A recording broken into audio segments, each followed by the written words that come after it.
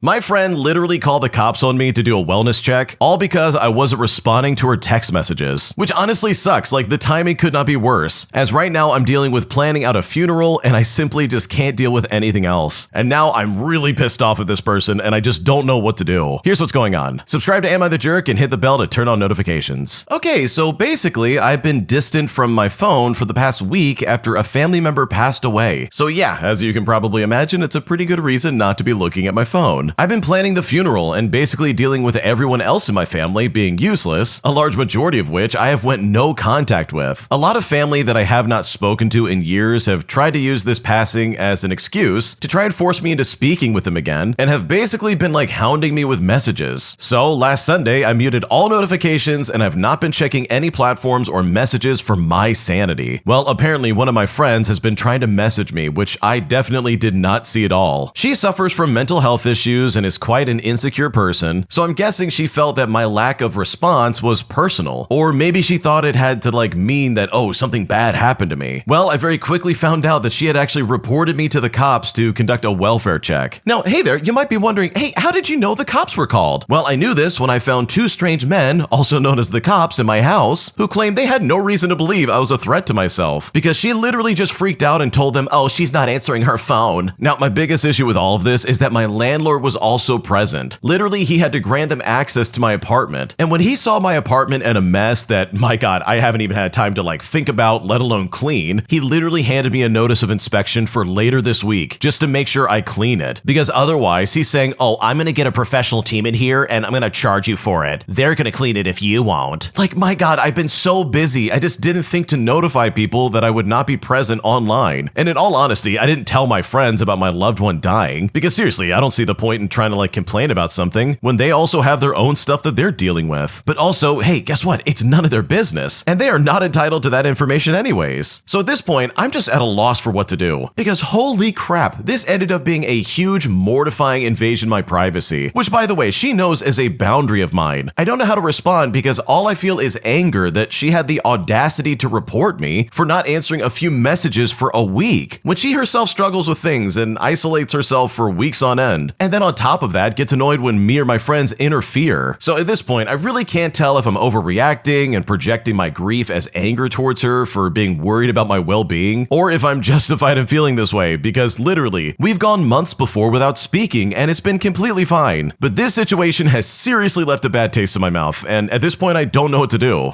Okay, holy crap, your friend sucks. Seriously, what train did they get off on where they're like, oh, they're not answering their text messages? They clearly must be like expired on the bathroom floor, or like some weird stuff like that, dude. Because bro, if one of my friends wasn't texting back, the last thing on my mind would be like, oh, I need to do a wellness check. I need to make sure they're not dead. No, dude, I'm gonna leave them alone and be like, they're probably doing something, like it's fine. Now, if it was like a sudden change of behavior or something like that, I would still maybe reach out to like family members or ask around to be like, hey, have you seen like such and such lately? But seriously, there are so many steps between this and like calling the cops. Like, why did your friend jump to the conclusion, oh, they're hurt. I need to step in. Like, yeah, you're the Batman of this friendship. Congratulations. If anything, she completely ruined the friendship. Because for me personally, if I had a friend who called the cops just because I didn't answer any text messages and they're like, I'm doing a wellness check, I'd be like, well, you better wellness check yourself out of this friendship because I'm not going to be your friend anymore. Especially if I'm waking up to two cops in my house being like, yeah, you're good. You're not a danger to yourself. It's like, I could have told you that. Also, why did my landlord not like, I don't know, knock on the door? And hey, by the way,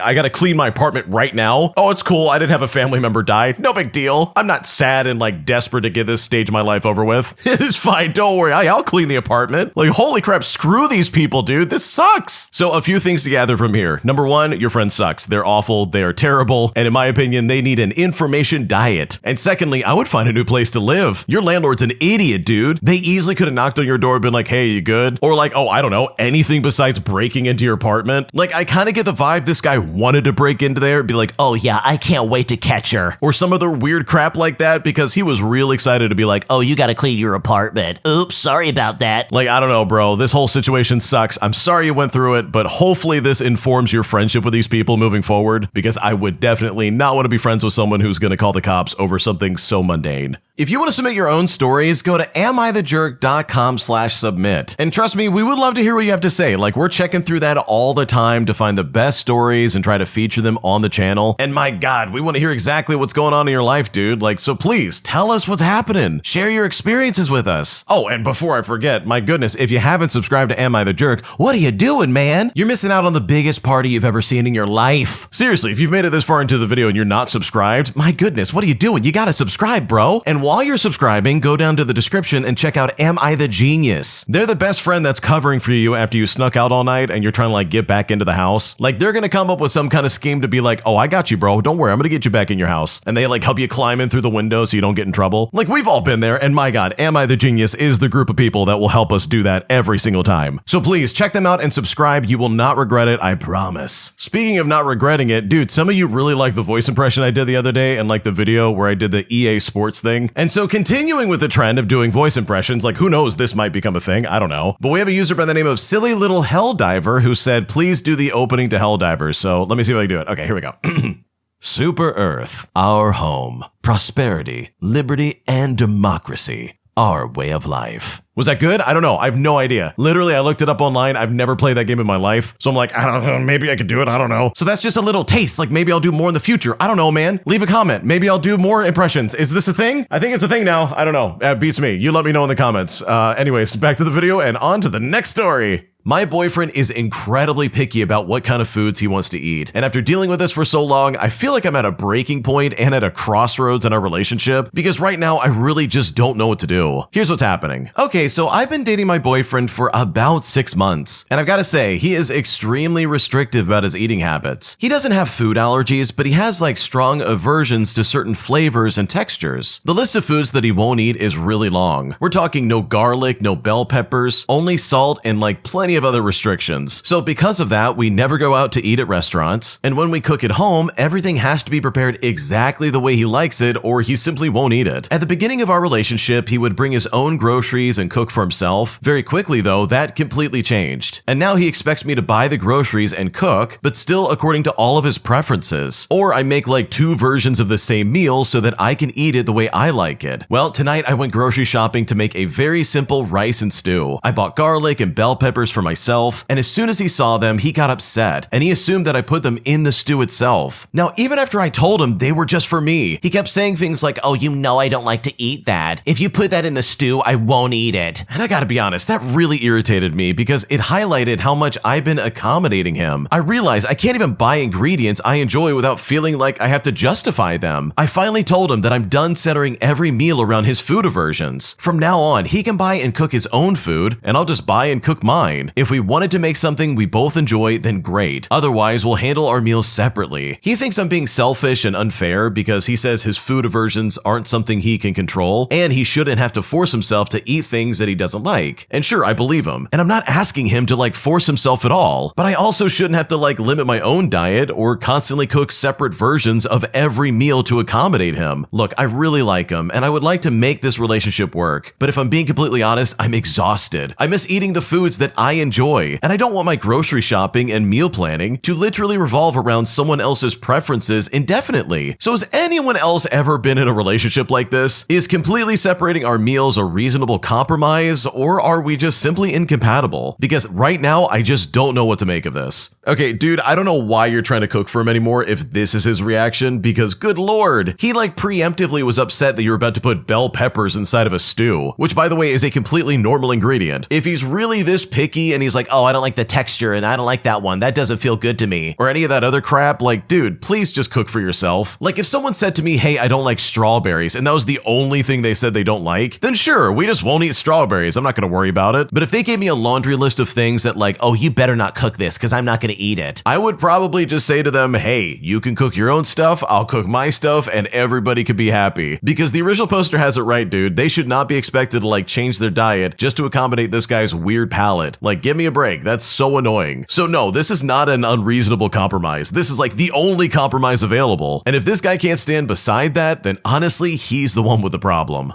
Am I the jerk for locking my nephew out of my room with collectibles inside? Because after the fact, my brother is trying to act like I ruined this kid's mental health, even though I was just trying to protect it as this kid's gone through my stuff before in the past. Here's basically what's going on. Okay, so I live alone for starters, and 2 weeks ago, my family came over for dinner, namely my parents, my brother, his wife, and their son who's like 11 years old. Now, I've got a separate room where I keep my Lego sets, my Funko figures, and a couple of other collectibles. And to some people, it's just plastic, but some of these items are expensive. In fact, some are already discontinued, and I've been collecting them for years. Now, my nephew caught a glimpse of the room out of the corner of his eye and asked if he could take a look. And I said yes, but only with me after dinner. And the reason is simple. He's never careful, and he definitely doesn't listen to what adults have to say. Even though I had explicitly ordered him not to do it, he had previously opened up one of my Funko boxes at my house. My brother said at the time that he didn't know any better and was simply interested, but it still really pissed me off. So this time around, I locked the room and I went back to the table. I think my nephew saw that because he got a lot quieter, but he didn't say anything, so I didn't think much of it. Well, after dinner, I took him into the room myself, I showed him the figures in my collection, and I also gave him a brand new Funko figure that I had just purchased but hadn't really had a chance to store. And I believed, honestly, after that, everything was well. But the next day, my brother called me and made a huge scene. He said that apparently I had embarrassed his son by closing the door. Like he was complaining, oh, you don't trust a youngster who's almost grown up, and that I was more concerned about plastic than the boy's mental health. But I told him, hey, I didn't forbid him from watching it. I just wanted to be there because these are my things in my house. And we also had an unpleasant precedent in the past. But now my brother says that I turned an ordinary kid into a criminal and that our relations are a bit tensed. So seriously, did I really cross a line by locking the door? Because I really don't know what to do. Okay, I've been in these shoes. Holy crap. I've had family members like borrow my stuff and just completely destroy it. Like that's a nightmare, dude, especially when it's a collectible, dude. And you know what? I don't care what anyone says, especially with like Legos recently in the news, and I'm sure we all know what I'm talking about. Some of these things are extremely expensive. Like there's some Lego sets that easily are like worth thousands of dollars, and it's so overinflated and it's so crazy and I will never understand it. But that's just the reality of it, dude. It's not just plastic. This is literally an investment that could really pay off one day. And screw all that. This kid's already gotten into your stuff before. He's opened up boxes without your permission and all this other crap. And I don't care if he knew any better or not. I would absolutely lock that door up just as a matter of precaution and like security. So no, you're not the jerk here. That's such a stupid thing to assume. The fact that he's trying to like blame you and be like, oh, you're ruining his mental health. Like that is so dumb. And that's just so completely like irrelevant. This kid is not suffering mentally just because he watched you lock that door. Because one day he's going to have some stuff of his own that he doesn't want some stupid kid getting his hands on. And when that day comes, he will then probably appreciate the fact that you locked your stuff up, just like he's gonna do when he's essentially in your shoes. My toxic, drunk dad keeps asking me to move back in and help support his second family, even though I quite literally want nothing to do with those people. And right now, I really feel like I'm at a crossroads and like at a really bad sticking point in our relationship, and I'm just not sure what to do before I pull the plug and cut him off entirely. Here's basically what's going on. Okay, for starters, I lost my mom when I was 13 years old. When she passed away, my dad had a year of drinking heavily, and he admitted to me that he was extra glad he wanted only one kid and that he refused to let mom have another because he'd be stuck with two on his own otherwise. He admitted my mom had been heartbroken, and they'd almost divorced a few times because he wouldn't even listen to her about it, and he just said no. The way he talked about the situation and her just really pissed me off at the time, because he was basically laughing at her for expecting them to have actual conversations about it. Well, a couple years later, he was sober and remarried, and his wife wanted kids, so he agreed to have kids with her. My dad had lost his original job due to all the drinking he was doing, and he was making much less money than before. Plus, his wife stopped working once they got married. So them having 4 kids back to back was a nightmare for them, and they literally couldn't afford one baby, let alone 4. And I gotta be completely honest, I wanted no part of his second family. Seriously, the fact that he had more kids with another woman after he talked about my mom like he did, it made me disgusted with him as a person, because he was not in a better financial position for these kids than he was with me. But he is still my dad, so even though I've distanced myself from him, and I've moved out as fast as humanly possible, I really did hope to at least stay in touch. But ever since I moved out, and even more so since his last kid was born, he's been begging me nonstop to move back in and help support his family. And trust me, I say his family because they are not mine at all. And even though I've told him no, he keeps asking, and honestly, I'm so tired of it. So I'm really just looking for advice here before I pull the plug, because I just don't know what to do anymore.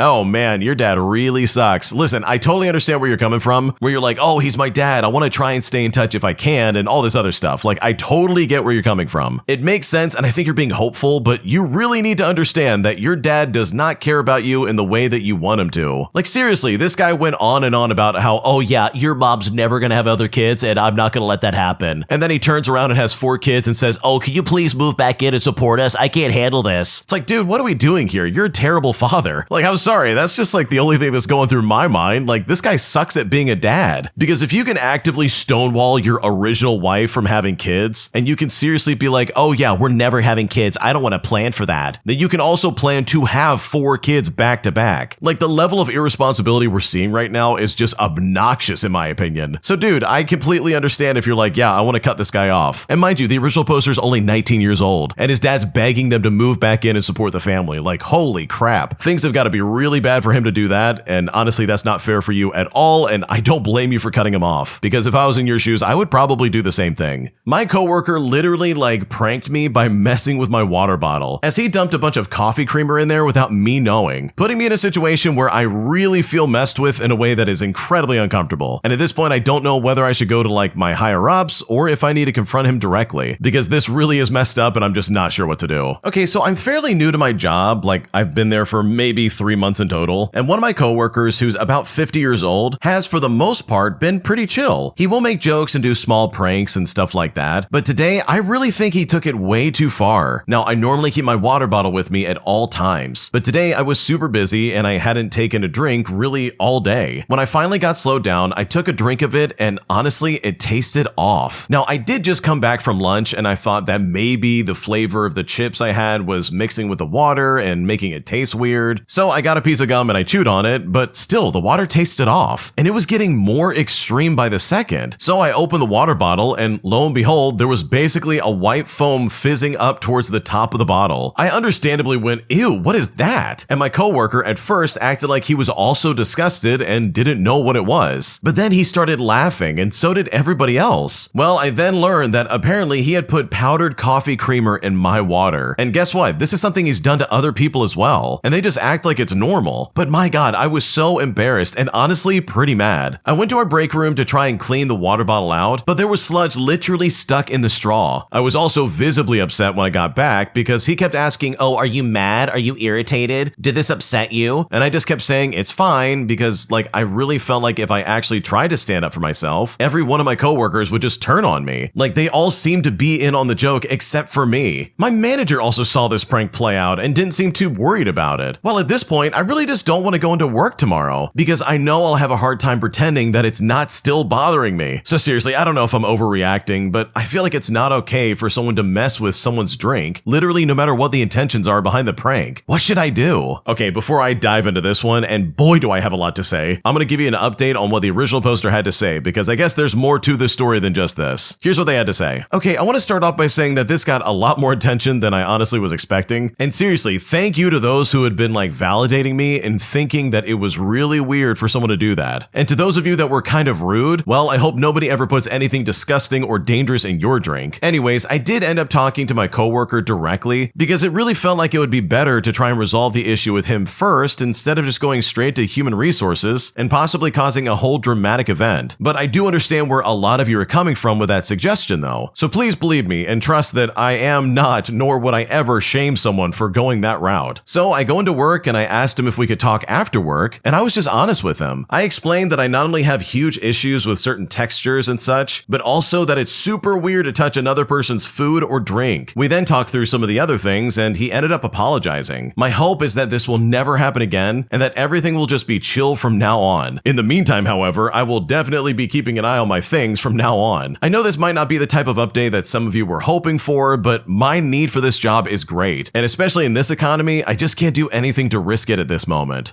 Okay, I love the way the original poster handled this because, dude, this is so inappropriate, it's not even funny. First off, I understand that notion of like, oh, dude, I need to keep my job. This economy sucks. Because, dude, it really does suck out there, man. People don't have jobs. People can't work. There's no security in life. It is stressful out there, dude. Like, holy crap. So if me talking to my coworker and being like, hey, don't touch my stuff again in the nicest way possible, like if I can do that, then dude, absolutely. Let's just get this over with and not make things weird. Because my God, this is so unbelievably toxic. This is so so gross. Because personally, I think pranks are stupid unless I know this person really well. So for me, the last thing I would ever do is like prank someone I had just met 3 months ago. But even if I did prank this person because I'm like, oh, we're good coworkers at this point or whatever, the last thing I'm gonna do is mess with something they're gonna drink. Like, dude, the original poster could have been allergic to that powder coffee creamer. Like, who knows? There could be something in there that could cause like some anaphylactic shock to happen. Like, I don't know about anyone else, but messing with food is like the last thing on my list of prank options. That just seems like a bad idea, dude. Like, someone could have gotten hurt. Plus, the original poster would be completely justified to go to human resources and be like, are you kidding me? Do you see what this guy just did? And I'm pretty sure he probably would have gotten in trouble, as well as like the manager for watching it all go down. I don't know, that just really does not sit well with me. Like, holy crap. I'm literally just trying to show up to make money so I can live. I can't afford anything as it is. Like, dude, please just let me make rent and like have a life. This place is a means to an end, not my entire life. I don't need this kind of energy. It's also for me really alarming that everybody else was like, oh, that's so funny. I can't believe you did that again. And it's like, yeah, this absolutely has happened more than once. Like, I bet you this guy's been at this company for like, I don't know, 15 years or 20 years or something like that. And he feels completely justified in doing this to everybody who comes in, as if it's some kind of like rite of passage, which is just so dumb. So truly, I think the way you handled this was completely right. Because while you would have a strong claim with HR, chances are he probably wouldn't be fired for this. And if anything, by complaining to human resources this early into a job, it's probably just going to cause some tension in the office. So yeah, I think you handled this perfectly, and I think you did things in the right order. My toxic grandma literally exposed me in front of my entire family during my graduation lunch, essentially saying that I'm an atheist and that I don't believe in God anymore. And now I feel completely devastated because this is not the way I wanted to talk to my family about this, as it's now put me in a situation where I don't know who to trust and I don't know what to do. Here's what happened. Okay, so I'm a 22-year-old female and I just graduated today with my bachelor's degree. Afterwards, my grandparents invited me to eat out with my 2 little brothers who were both in high school. I'd really wanted to sit next to my brothers because I haven't seen them in ages. However, my grandparents insisted that I sit right in between them. The lunch went fine, but the whole thing felt really uncanny. I felt uneasy and like something was wrong. My grandma kept appearing angry and kept resting her hand on my back, and it felt like she was purposefully digging her hand into my spine. This was extra painful since I have chronic spinal pain, which she absolutely knows about. Then, towards the end of the lunch, my grandma turned to me and told me that someone told her that they found my TikTok account and that I was posting inappropriate things on it. My grandma then said that she spied on my TikTok and found my post disturbing, and that she worried about my relationship with the Lord. For reference, my TikTok is pretty tame. I don't post anything that's really scandalous, if you know what I mean, which also, it's not like there's anything wrong with that, but mostly my TikTok's just full of like, I don't know, anything I want to post. Nothing really of any substance. However, I have posted some videos criticizing homeschooling, and this was because I was homeschooled, and really poorly at that, and this was all by a mother who never graduated high school and didn't want any bad secular influences. And many of these posts have the hashtag #ex-evangelical attached to them. She then went on asking me if I'm even a believer anymore, and I had to admit that I was no longer a Christian. I hated it. I wasn't really ready to come out, and I felt cornered. I also hated that she had to bring it up today, you know, the day of my graduation. I wanted to go out and celebrate tonight, but I felt so sick afterwards that I had to cancel and stayed at home dealing with my panic attacks all night. I have felt so nauseous because my family is super Christian, especially my grandma. For Christmas, she gave me a book that she wrote herself on how to be a godly young woman, which included things like dressing modestly, and that I couldn't deny my future husband, if you know what I mean. And trust me, if you know, then you know. Like, this is literally how Christian some of my family can get. But worst of all, she had to out me in front of my little brothers, and I felt this was really crappy for her to pull them into this personal matter in public. I kept trying to get her to take a hint that I didn't feel comfortable with her doing this here and now, but she completely ignored me. I finally asked her by saying, okay, well, who told you about this? And she said they requested to remain anonymous. I then asked if it was family, and she said no. However, I really doubt this, as nobody she knows really knows about me except for my family. I then told her that if they are getting involved in my personal life and not respecting my privacy, then they don't deserve the comfort of privacy as well. But you know what? She didn't budge on this. And this is really upsetting me because I don't know who in my family knows, and I don't know who I can trust. Now, my grandma apologized for stalking stalking me online, but every time she did, she would end her statements with blaming me for having my account be public. And while yes, maybe that was an error on my part, I still don't think that it obligates others to expose me to family members or even confront me publicly. Additionally, I wasn't being completely stupid, as I only used my first name and had contact sharing turned off. So please, internet, I really need to know, like, do I have a right to be upset about this? I feel truly upset and like I lost a chance to share my beliefs with my family when I was ready, because right now I seriously just don't know what to do.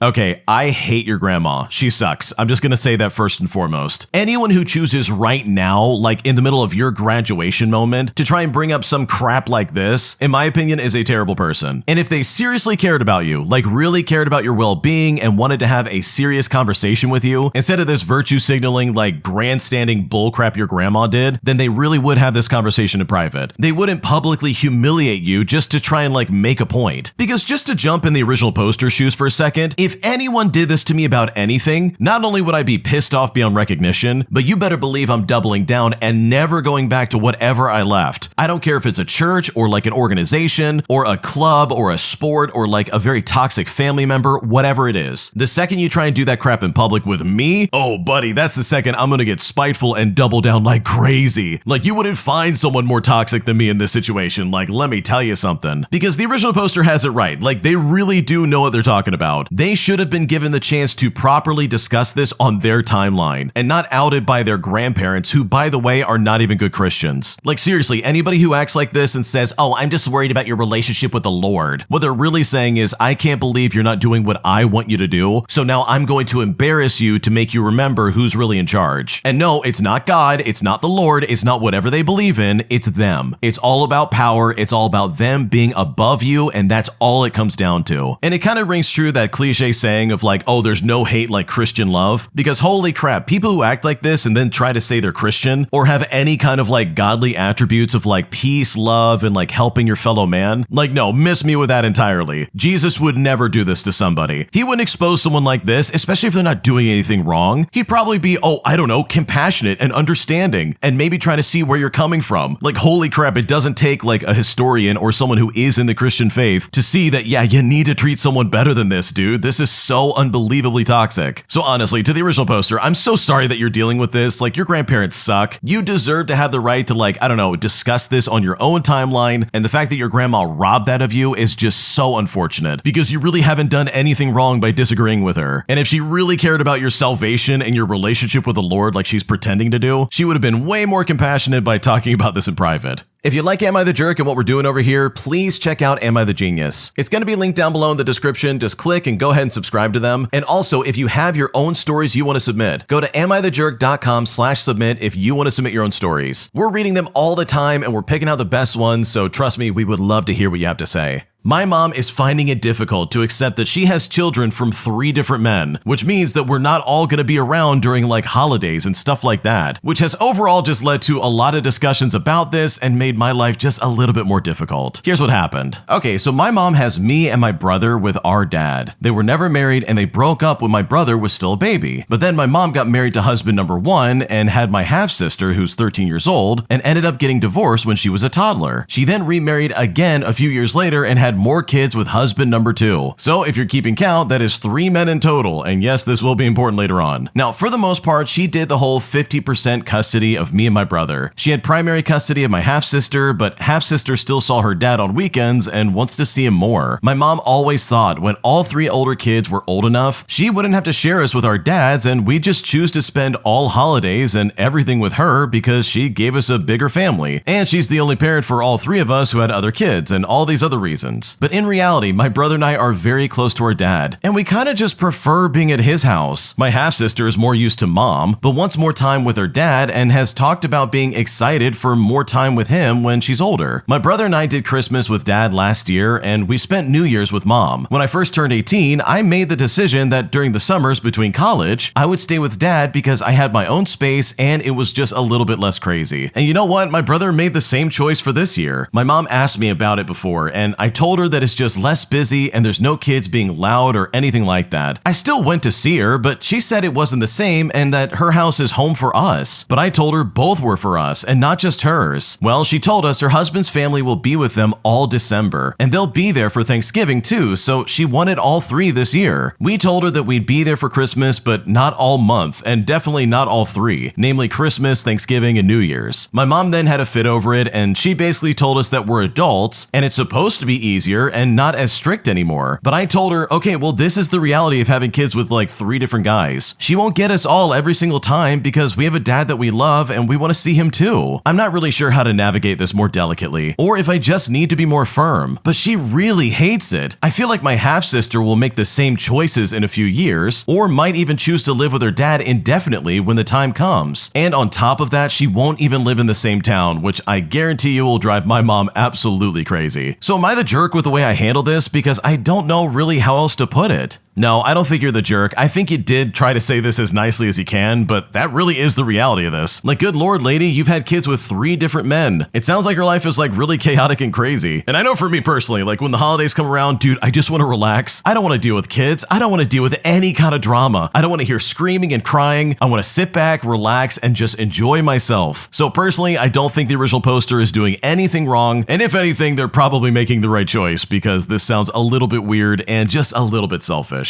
An entitled jerk in a Japanese airport literally tries to cut in line in front of 40 people. And then once we confront him about it, this guy literally starts to get in my face and other people's faces, essentially wanting to fight us, all because he's in the wrong for trying to cut in line. So we decided to get some very petty revenge by deciding that he is absolutely going to get in trouble, as we not only reported him to the airline themselves, but as a result, his flight got canceled and he had to take another one probably like the next day. And it was such a strange interaction that honestly, I don't think I'll forget it anytime soon. Here's what happened. Okay, so I was headed back home from Japan to Washington, and the line for check luggage at the Tokyo airport was absolutely awful. Like, it was super long. I got there well before the flight, and I still ended up waiting about 30 minutes. As I slowly got closer to the counter, several people walked up, realized what was going on, and then dejectedly walked to the back of the line. But that's when our hero enters the scene. This younger Eastern European dude, probably in his early 20s, walks up, sees the line, then starts trying to have a conversation with the guy behind me. He was very clearly doing the whole, oh hey, let's be buddies and I can cut you thing, but the guy behind me wasn't having it. Eventually, he tells our young friend, hey man, you have to go to the back of the line. Things then take a turn, and the main character goes from uncharming but chummy to telling my line comrade to basically go screw himself, while also throwing in, well, what are you gonna do about it? And got in the guy's face, puffing out his chest and everything. Now mind you, this is at noon in a Japanese airport, in a place where everyone had been incredibly respectful and differential, so this really stood out. Now at this point, I had also turned around and told the guy to get back in the end of the line. And by the way, him puffing his chest out was way less effective since I'm so much taller than him. Neither me nor the guy behind me were going to take his bait and get into a scuffle with him, and it was honestly just super odd behavior. So we just waited for the next one of the airline people to come by, told them exactly what's going on, and the 10 other people in line around us corroborated our story. The best part about it is that she removed him and told him that he'd have to take another flight. Hilariously, this was the Hawaiian Airlines flight, and it was the only one that day. So I'm assuming he had to catch a flight the next day. And you know what? I still think about this guy from time to time. I can't really fathom what he thought was going to happen, and I really wonder if he goes through life having interactions like that and just thinking, man, the world is just so unfair to me. It was such a strange interaction with an adult bully, and honestly, I'm glad he got exactly what he deserved.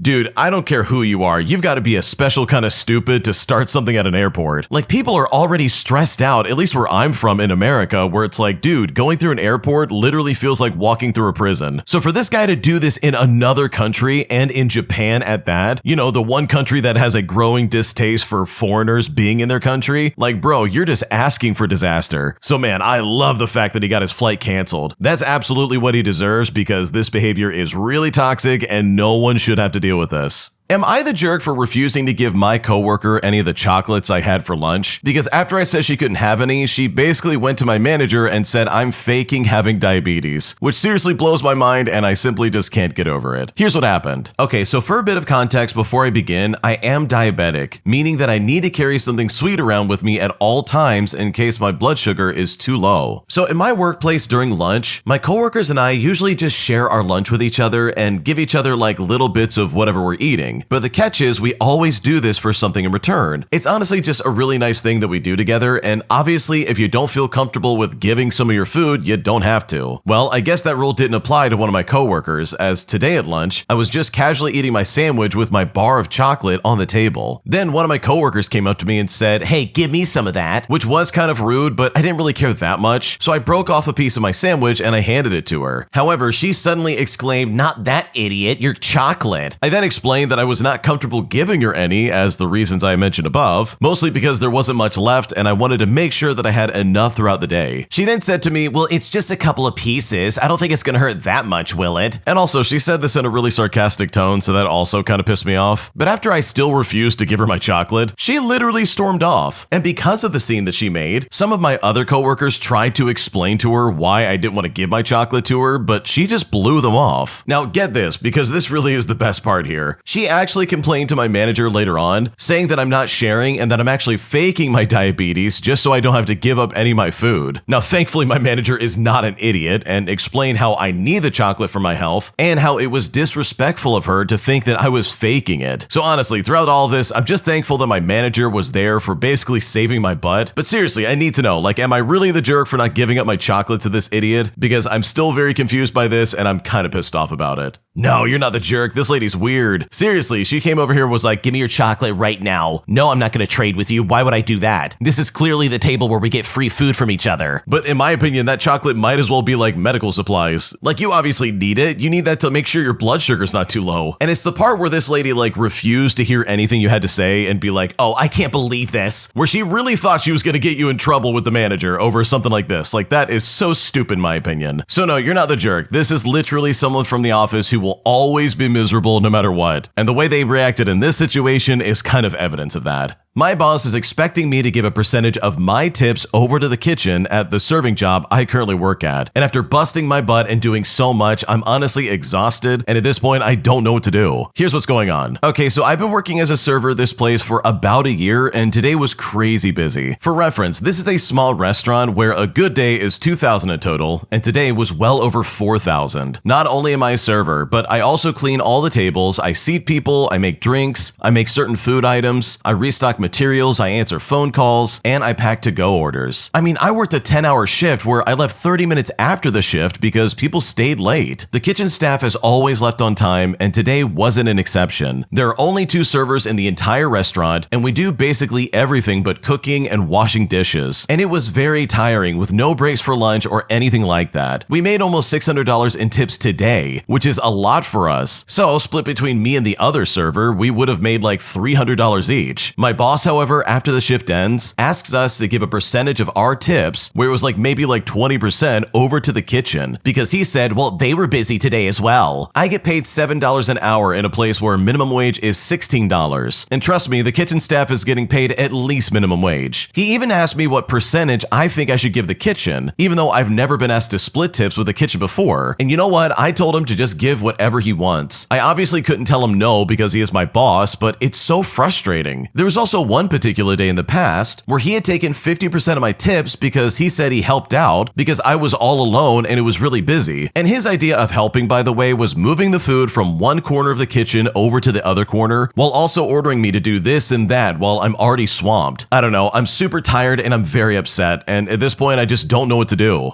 Holy crap, what your boss is doing is illegal. In the United States, your tips are your property as a server, meaning that your boss cannot keep it. He can't do what he's doing. If he really wants his kitchen staff to be paid more, then guess what? He needs to pay them more. That shouldn't be coming out of your pocket. Like, what's going on right now? This is illegal. And I mean like actually illegal in the United States. This is all under the Fair Labor Standards Act. Literally, all tips are considered the property of the employee who received them. So this guy's like completely stealing from you, like full stop. Like if this was me, I would happily happily report him. I would take every note and use every single instance as a separate report, and then if he tries to fire me over this, I would sue him for retaliation. Like, I really hope anybody listening here knows that they absolutely have way more power than you think. You can report your manager. You can get them in trouble for breaking the law. It is completely possible, and in my opinion, if there is a violation, they deserve to get in trouble. Like, seriously, look this up. The United States Department of Labor classifies withholding tips as wage theft. And I don't know about you, but dude, if you're a longtime listener, kind of like I'm a longtime narrator, then we're probably in the same camp where we're both really jaded about like crappy managers and all the horrifying situations we've read about on this channel. So I think I'm completely down the deep end of like, yes, report them, do it. Because holy crap, your boss doesn't own you. This guy literally is supposed to pay you what you're worth, and your tips are your property. They don't belong to the kitchen. They don't belong to anybody else. Like, screw that. So in my opinion, I think it's time for you to realize how much power you really do have in this situation and how much you really can do to be like, oh no, I'm absolutely not tipping anybody out. This is my property. I'm going to keep it and I'm not going to give it up, because that is literally your right in the United States. Like, if you live somewhere else, I don't know what to tell you, but at least in my country, that is absolutely the way it should be.